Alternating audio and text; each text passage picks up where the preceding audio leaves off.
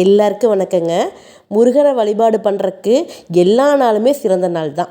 அதுவும் இந்த தை மாதத்தில் ஏகப்பட்ட சிறந்த நாட்கள் நம்ம முருகரை வழிபாடு பண்ணுறக்கும் விரதம் இருக்கிறக்கும் இருக்குது.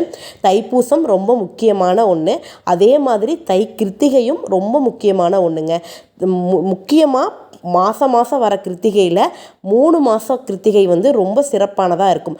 ஆடி கிருத்திகை, தை கிருத்திகை, கார்த்திகை மாதம் வரக்கூடிய பெரிய கிருத்திகை அப்படி 3மே முருகனுக்கு வழிபாடு பண்ணுறக்கு உகந்த கிருத்திகைங்க. நீங்கள் மாதம் கிருத்திகை விரதம் இருந்துக்கிட்டு வந்தீங்க அப்படின்னா கீழே மிகப்பெரிய முன்னேற்றம் அப்படிங்கிறது கிடைக்குங்க. நீங்கள் எதை நினச்சி வேண்டுதல் வைக்கிறீங்களோ கண்டிப்பாக நிறைவேறும். மாதம் வர்ற கிருத்திகை விரதத்தை தவற விட்டவங்க கூட இந்த தை கிருத்திகையை தவற விட்டுறாதீங்க. தை கிருத்திகை எப்போ வருது அப்படின்னா ஜனவரி 27ஆம் தேதி வர்ற செவ்வாய்க்கிழமை அன்னைக்கு காலையில் 9:21 கிருத்திகை நட்சத்திரம் அப்படிங்கிறது தொடங்குதுங்க.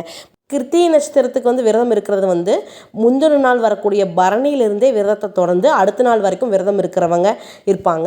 உங்களால் அப்படி முடிஞ்சுது அப்படின்னா முந்தின நாள் சாயங்காலத்துலேருந்தே திங்கக்கிழமை சாயங்காலம் இருந்தே விரதம் தொடங்குங்க.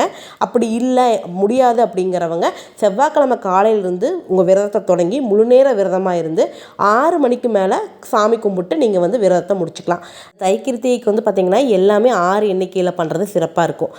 6 பூக்கள் கொண்டு சாமிக்கு அர்ச்சனை பண்ணுறது, 6 நெய் தீபம் ஏற்றுறது, அதே மாதிரி 6 வகை பிரசாதங்கள் பண்ணுறது. இதில் ஒரு இனிப்பும் மற்ற பிரசாதங்கள் நீங்கள் எதை வேணுமாலும் பண்ணிக்கலாம். இது அதே மாதிரி 6 பாடல்கள் பாடி நம்ம பாராயணம் பண்ணி முருகரை வழிபாடு பண்ணுறது. இதில் உங்களால் முடிஞ்சதுன்னா இதை பண்ணலாம். இல்லைன்னா உங்களால் எவ்வளோ முடியுமோ என்ன முடியுதோ அதை செஞ்சு படைச்சி நீங்கள் உங்கள் விரதத்தை நல்லபடியாக முடிச்சுக்கலாங்க. பேர் வடை பாயசமோட படைச்சும் கிருத்திகை விரதம் முடிப்பாங்க. அந்த மாதிரியும் நீங்கள் பண்ணலாம். எதுவுமே முடியலைன்னா ஏதாவது ஒரு இனிப்பு மட்டும் செஞ்சு சாமிக்கு படைச்சிட்டு நீங்கள் இந்த விரதத்தை முடிச்சுக்கலாங்க. இவ்வளோ சிறப்பு வாய்ந்த தை கிருத்திகை முருகனுக்கு உகந்த செவ்வாய்க்கிழமையே வர்றது ரொம்ப சிறப்பானது. தவற விடாதீங்க.